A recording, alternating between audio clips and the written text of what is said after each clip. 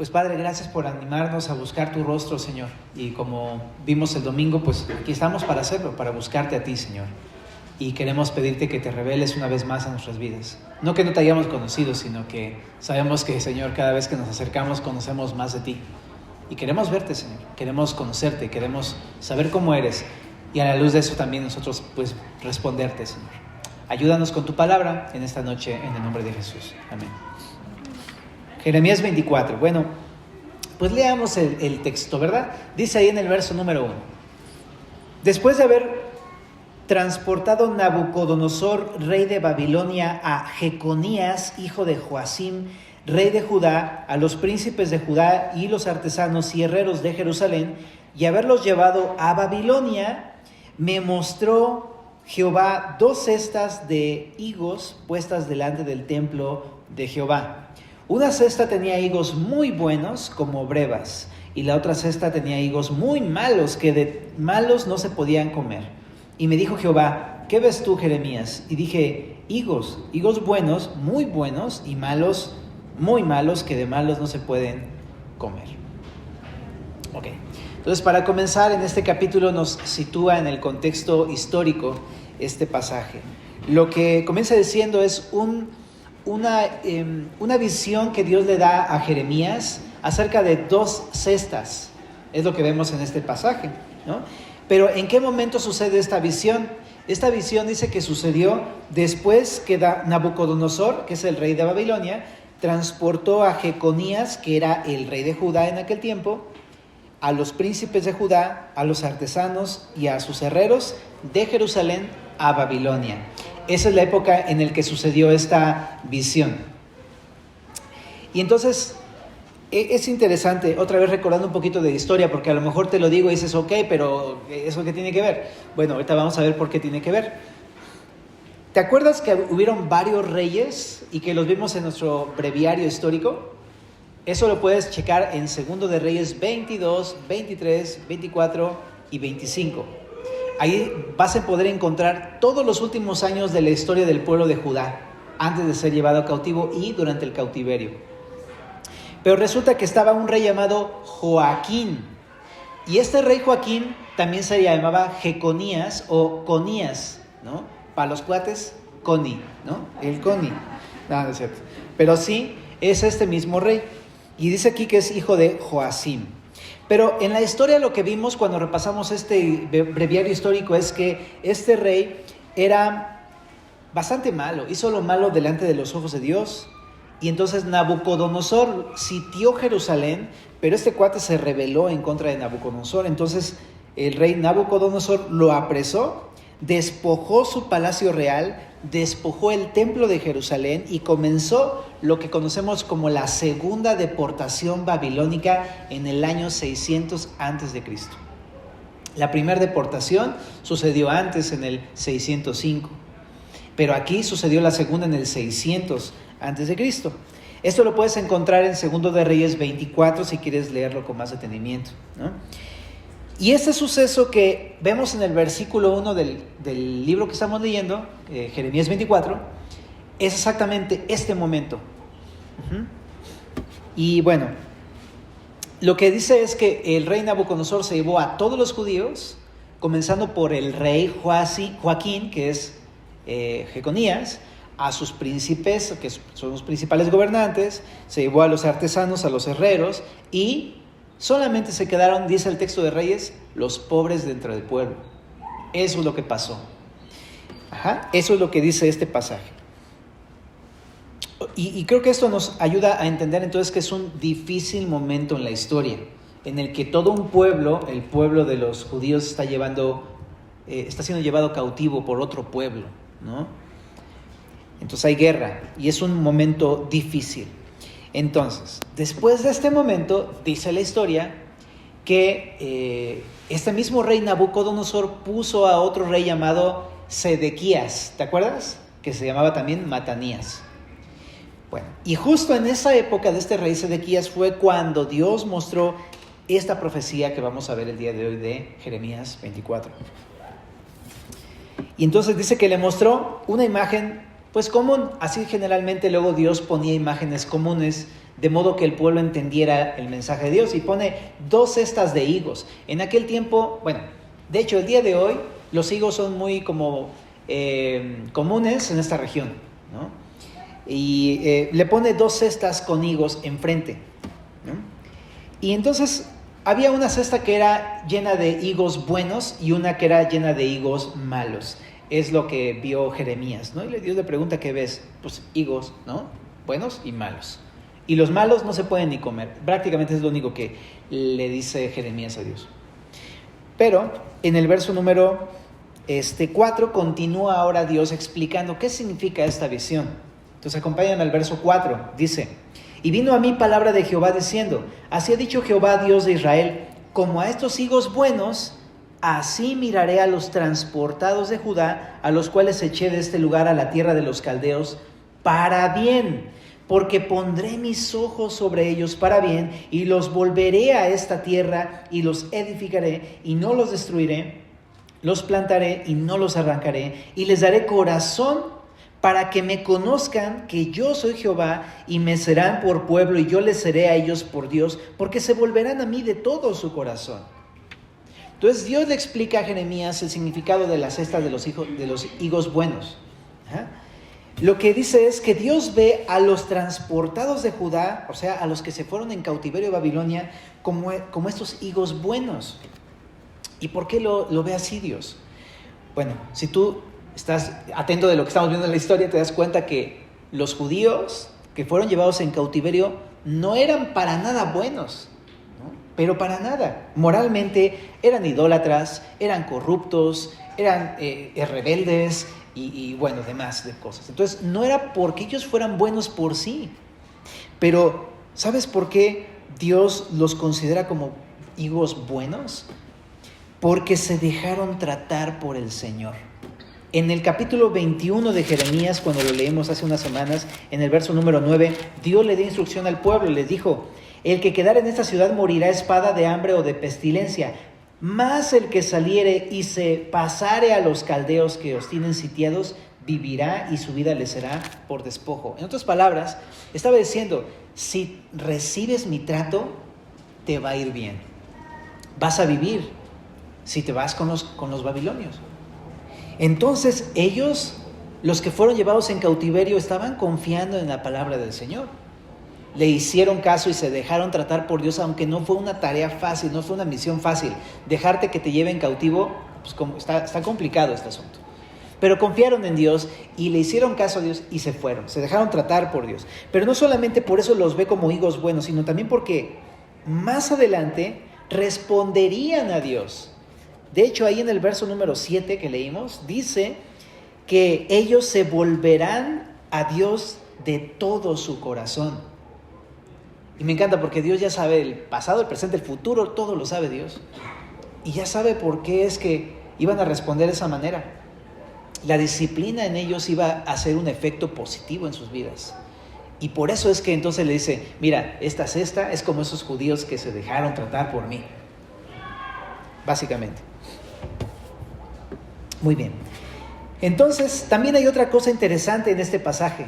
Dice en el verso 5 que fue Dios quien los echó de Jerusalén a la tierra de los babilonios, pero me encanta el final, dice, para bien. No quería destruir Dios a su pueblo, sino que tenía un plan, era un buen plan, era un buen fin, era para bien de ellos. Y entonces está difícil de entender un poco, porque aunque a sus ojos las cosas difíciles que les estaban pasando podrían parecer más bien una maldición a sus vidas, a los ojos de Dios era una bendición para el pueblo. Y nosotros que estamos estudiando la carta de Jeremías, muchos años después de que sucedió esto, entendemos el propósito. Decimos: pues sí, tenía un buen plan. Dios quería dar arrepentimiento a su pueblo, por eso le permitió todo ese tipo de cosas. Era realmente una bendición. Si Dios no los hubiera llevado o permitido llevarlos cautivos a Babilonia, quizá ellos nunca se hubieran arrepentido. Entonces Dios les está haciendo un bien con algo que es difícil, con una prueba, con una tribulación, ¿no? Y también Dios iba a hacer varias cosas buenas con ellos en el verso 6 y 7. Fíjate todo lo que dice, ¿no? Dice, pondré mis ojos sobre ellos para bien, los volveré a esta tierra, o sea, a Jerusalén, los edificaré y no los destruiré, los plantaré y no los arrancaré. Está hablando de cómo, sí, van a estar allá en Babilonia, pero no van a estar solos, ¿verdad? Dios va a estar con ellos en Babilonia. Y después los va a traer de vuelta y los va a volver a establecer en Jerusalén, los va otra vez a plantar de manera que estén bien firmes y que crezcan. Toda esa obra la va a hacer Dios con su pueblo. Y dice en el verso número 7, y es más, no solamente voy a hacer algo pues políticamente o socialmente con ellos al regresarlos, en sus corazones yo les voy a dar un corazón que me anhele conocer. Y esto es algo que está todavía creo que un poco más difícil y nosotros no podemos hacer algo así, pero Dios sí. Y Dios va a transformar sus corazones de modo que ellos se vuelquen a Dios. Y eso es lo que vemos en esta parte. Pero luego en el verso 8 va a explicar esta parte de los higos malos, ¿no? Entonces, chécate lo que dice.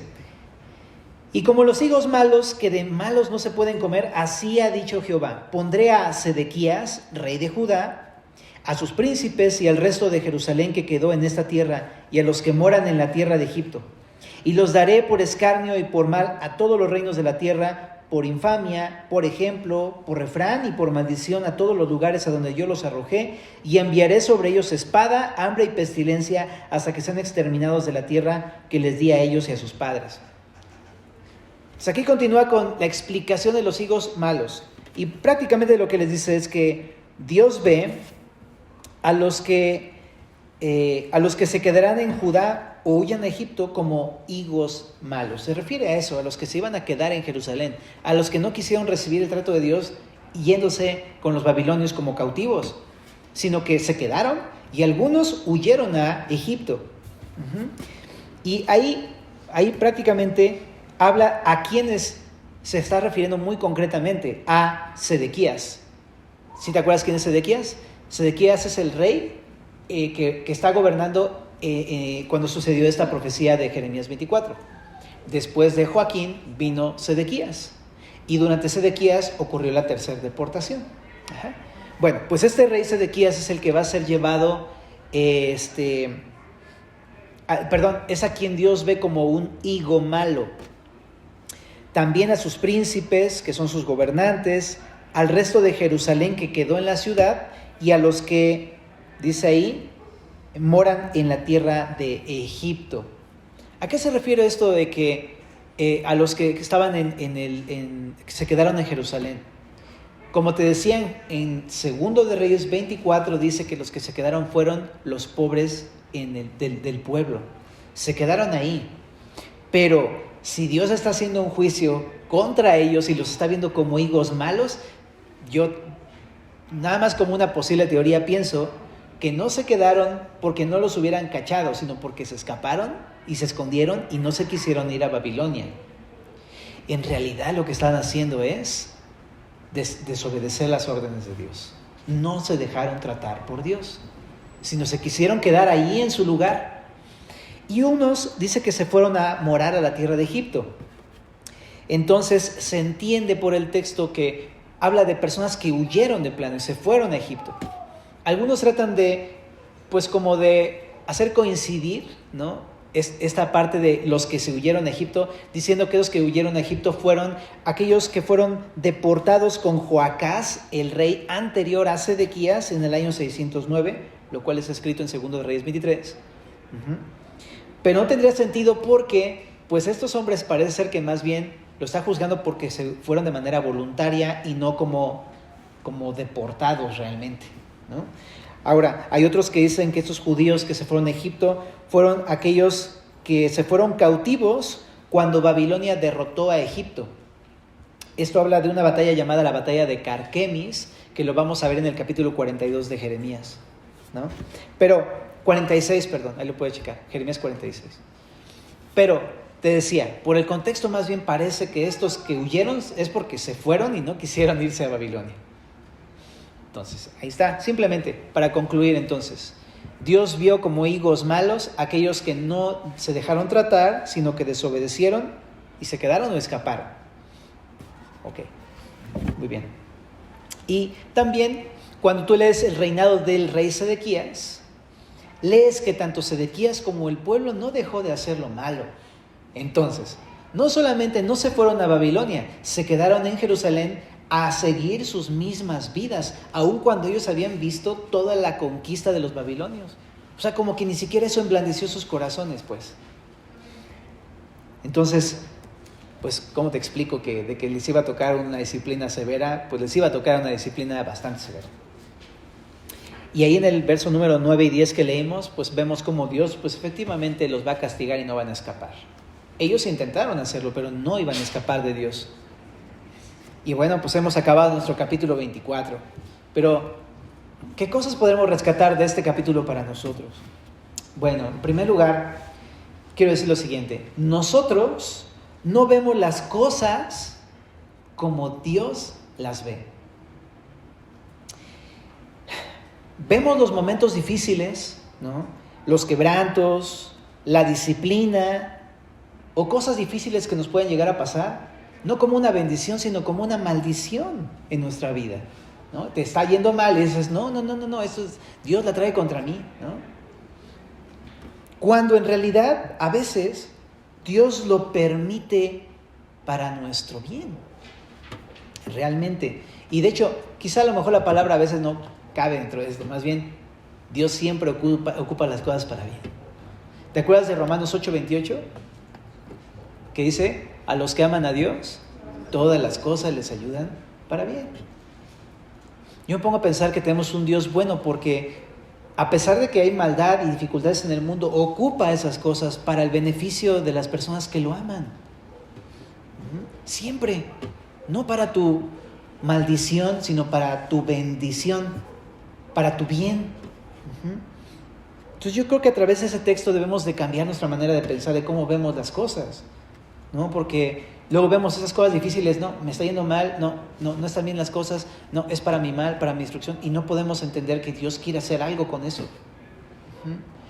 Ahora, Dios permite el quebranto, la disciplina, un problema, una dificultad, como el medio solamente a través del cual Dios va a hacer un buen de cosas. Por ejemplo, aquí, ahorita que leímos el verso 6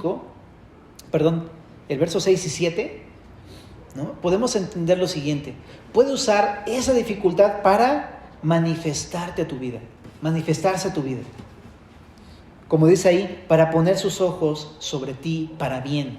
Para que en medio de la circunstancia difícil, ¿no? Tú estás orando y buscando a Dios y el Señor te responde oraciones, te da dirección, te da sabiduría, acomoda las cosas. O sea, ¿te ha pasado en alguna dificultad todo esto? Y dices, wow, o sea, sí está difícil, pero mira cómo está respondiendo Dios, mira lo que está haciendo. Eso es increíble. Y empiezas a conocer más a Dios de lo que antes pudieras haberlo conocido sin una prueba de ese tipo. Entonces, las pruebas las ocupa Dios para darse a conocer. También para restaurarnos. Ahí en el verso 6 dice que es para hacer volver a su pueblo, pero es eso. Va a restaurarnos a través de las pruebas. Son necesarias para restaurar nuestros corazones, ¿sabías? También ocupa las pruebas para edificarnos, no para destruirnos, dice aquí el texto, ¿no?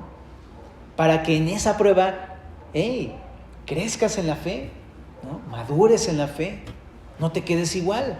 Una persona que va de las pruebas es porque así se va a quedar, como un chico espiritualmente hablando, durante toda su vida.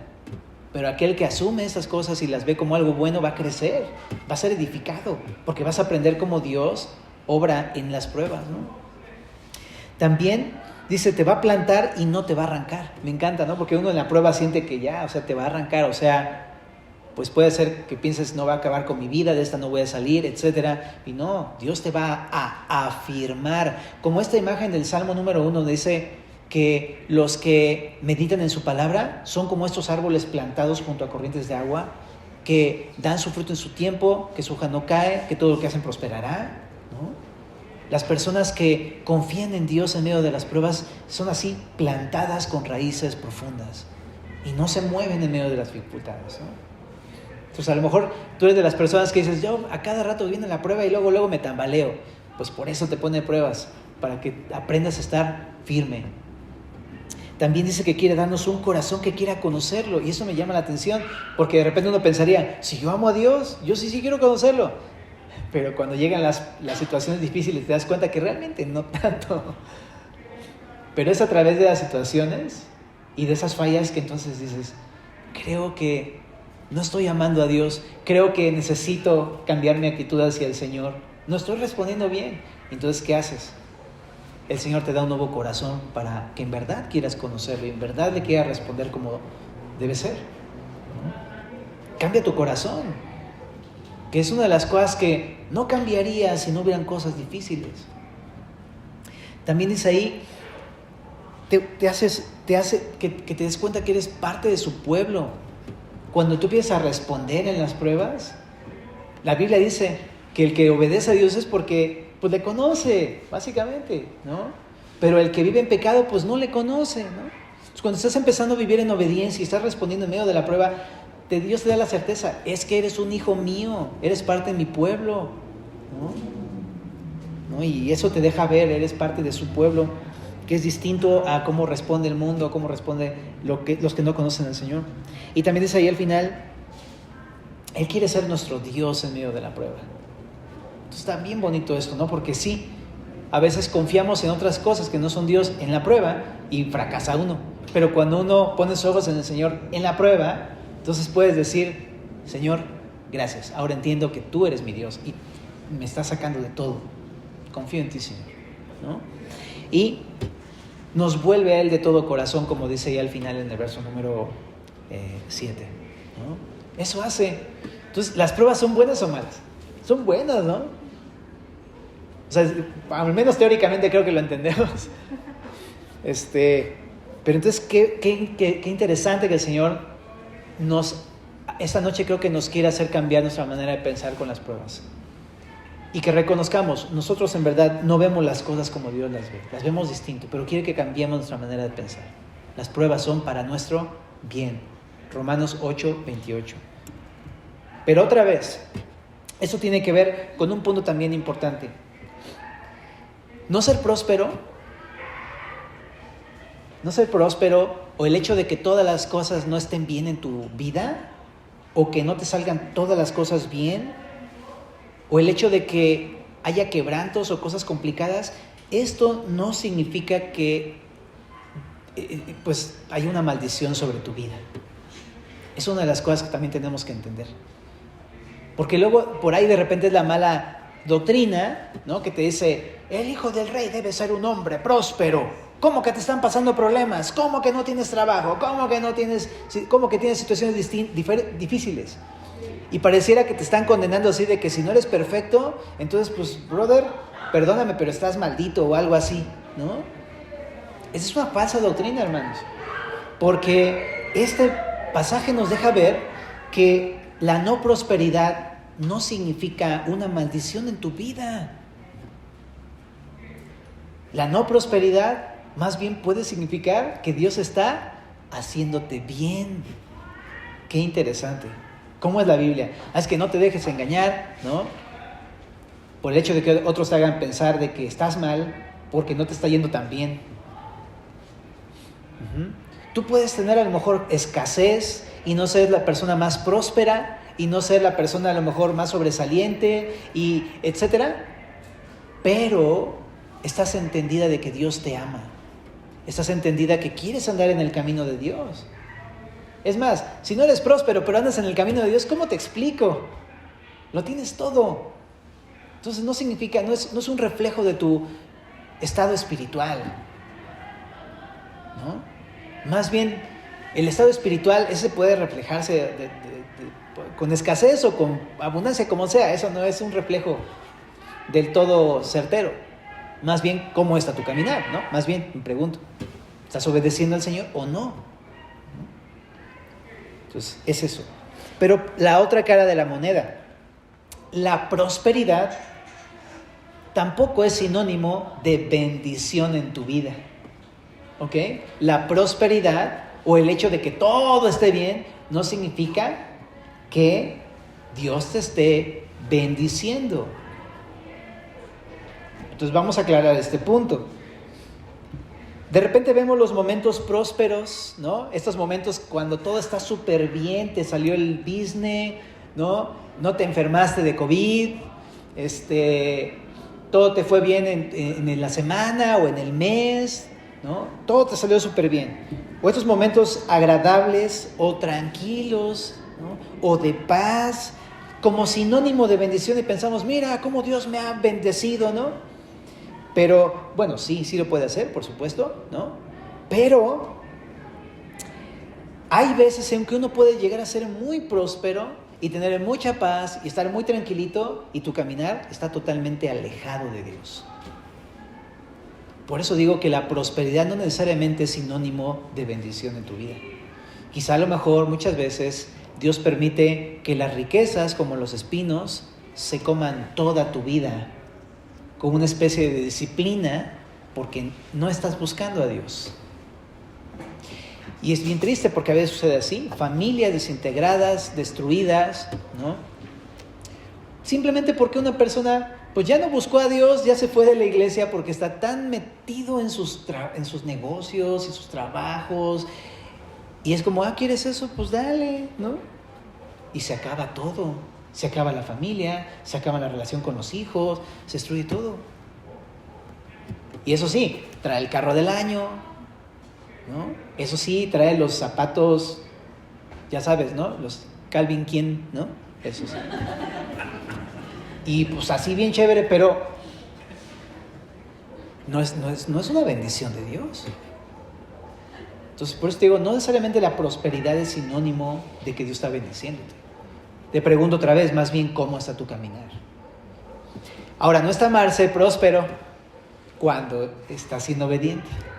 Cuando eres obediente y tienes prosperidad, pues dale gracias a Dios, porque muchas veces Dios te lo permite y hasta recompensa muchas veces de esa manera por el hecho de que estás usando los recursos de una manera que glorifica al Señor, estás obedeciendo al Señor, etcétera, estás viendo por otros y demás. Pero cuando esa prosperidad me lleva a apartarme de la voluntad de Dios, realmente eso es una maldición. ¿Verdad? Se convierte en algo perjudicial y no algo benéfico para mi vida. Entonces, 2 puntos. La no prosperidad no es sinónimo de maldición y la prosperidad tampoco es sinónimo de bendición.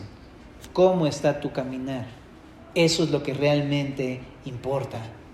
Yo puedo tener mucho y darle gloria a Dios, o poco y darle gloria a Dios, o mucho, ignorar a Dios, o poco y también ignorar a Dios.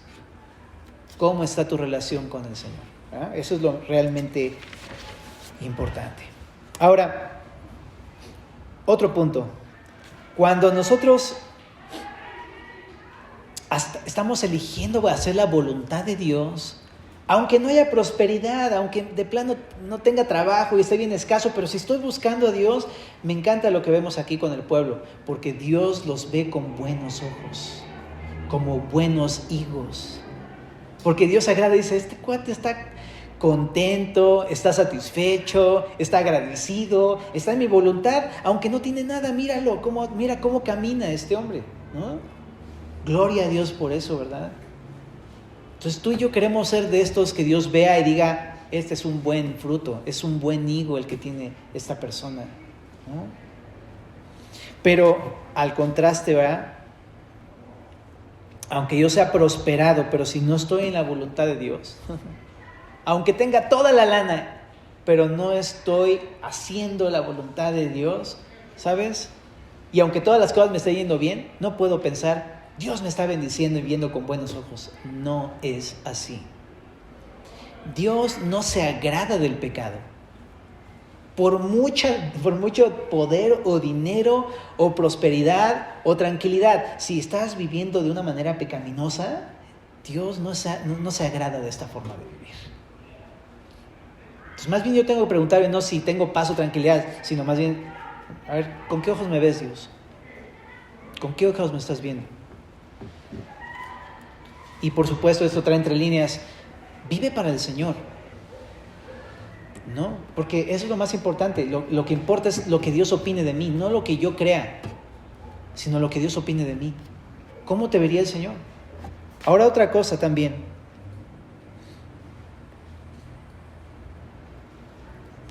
Ponle que tampoco tengas ningún tipo de problema, ¿no? O dificultad en tu vida, que todo esté bien. Pero es eso. Si no andamos en la voluntad de Dios, pues no puedo esperar que Dios me vea, pues bien.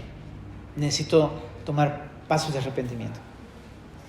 Ahora, te decía, entonces aquí es donde vemos esta onda de, es que el hombre de Dios tiene prosperidad. No, no es cierto. No necesariamente. O sea, puede ser que sí, pero puede ser que no. Más bien es cómo estoy viviendo para el Señor. Y también de esto que estaba yo meditando es otra cosa.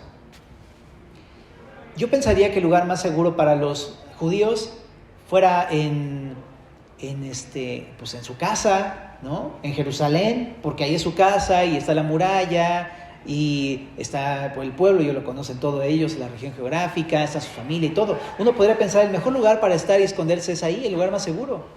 Y qué loco que el lugar más seguro era Babilonia, porque Dios estaba ahí, con su pueblo en Babilonia, en tierra de los enemigos.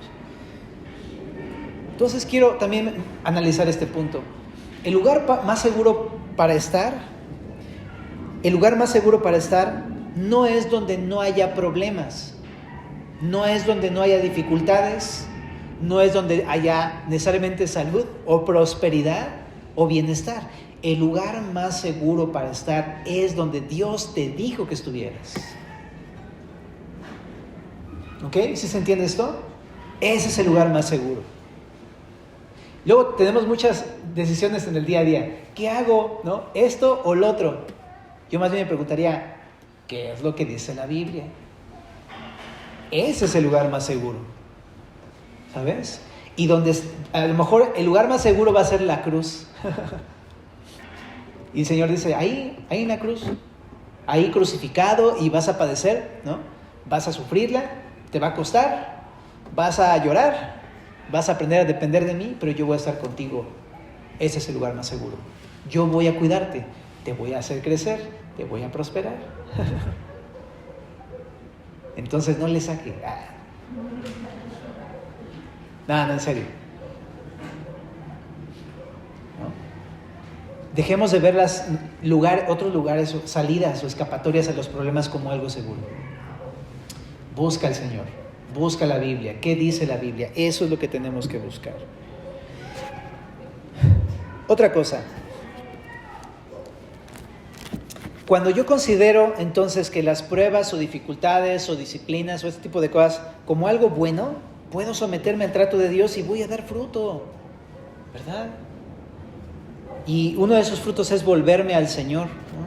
Pero cuando de plano no quiero abrir mi corazón a esta verdad y decir, no, está mal, todo lo malo está mal y no me va a hacer nada de bien, entonces no me voy a poder someter al trato de Dios. Y ¿sabes? No solamente voy a resistir al trato de Dios, sino al resistir al trato de Dios voy a resistir a Dios mismo.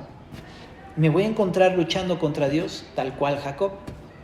Y no voy a dar fruto, pero para nada.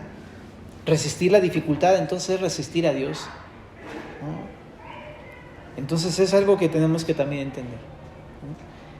Y por último, para concluir todo lo que estamos viendo en esta noche, entonces, debo ver las dificultades como son una bendición de Dios para mi vida. Me fortalecen y me hacen crecer. Número 2, ¿cómo debo responder ante las dificultades?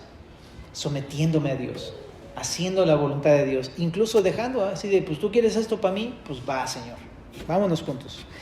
Y en medio de esto vas a contemplar cómo Dios se va a manifestar a tu vida. Vas a contemplar cómo Dios te va a hacer crecer con la prueba, a través de la prueba, y vas a dar fruto. ¿Oramos? Señor, te damos gracias por tu palabra en esta noche. Gracias por ayudarnos a cambiar nuestra perspectiva acerca de las cosas, porque estamos en un mundo, Señor, tan caído que solemos siempre ver las cosas como las ven todos. Pero gracias porque tú nos ayudas a ver las cosas pues como tú las ves, Señor, a la luz de la eternidad, a la luz de tu propósito y de tu gloria. Y queremos darte gracias por eso. Y haz esa obra, Señor, cambia nuestras mentes para que podamos ver las cosas y los problemas como algo bueno para nosotros, Dios. Ayúdanos a confiar en ti, que no nos los das porque nos quieras destruir, sino por tu bondad, porque tienes un plan, porque te quieres manifestar, porque nos quieres hacer crecer, porque quieres usarnos, etcétera, Señor. Y ayúdanos entonces a buscar el lugar más seguro que eres tú. Ayúdanos a no dejarnos engañar por estas ideas de que el hombre piadoso necesariamente tiene que ser próspero o todo le tiene que salir bien, Señor. Ayúdanos a aceptar la realidad de que a veces las cosas no nos van a salir tan bien como queremos. Pero ayúdanos a confiar, Señor, en que si estamos haciendo tu voluntad, ahí vas a estar tú, Señor. Y gracias, Padre, porque eso, creo que, aunque no tuviéramos nada, pero con que estuvieras tú con nosotros, sabemos que eso nos bastaría. Dios, te agradecemos por tu bondad, en nombre de Jesús.